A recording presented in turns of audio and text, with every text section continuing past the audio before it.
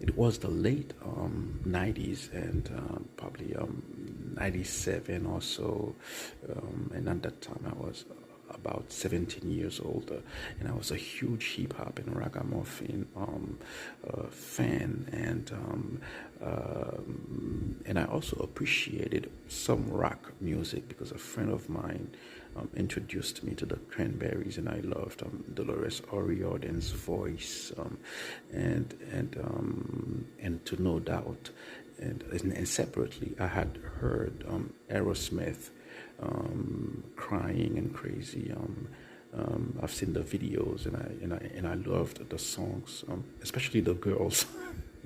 Liv Tyler and Alicia Silverstone, yeah, in those videos. And one day I heard Time to Say Goodbye, and Andrea Bocelli and Sarah Brightman, and I just fell in love with that style. It's not classical, it's a kind of popularized classical music. My dad had a bunch of classical music CDs. I listened to them, but I wasn't moved. But I was moved by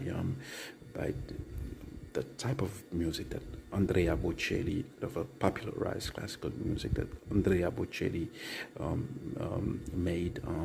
That whole CD, Romanza, I killed it.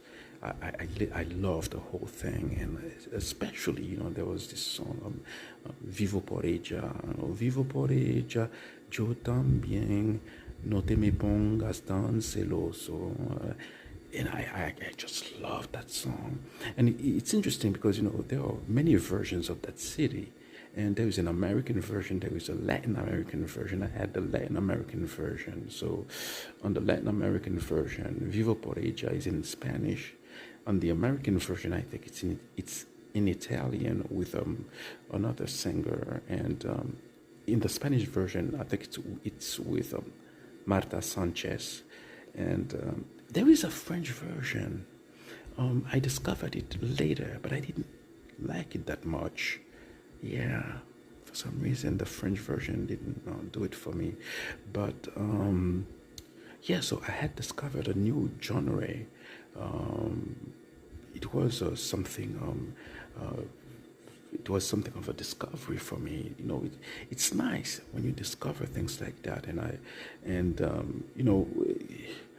when you discover this new musical genre, they open up different things for you, which go beyond music, different emotions, different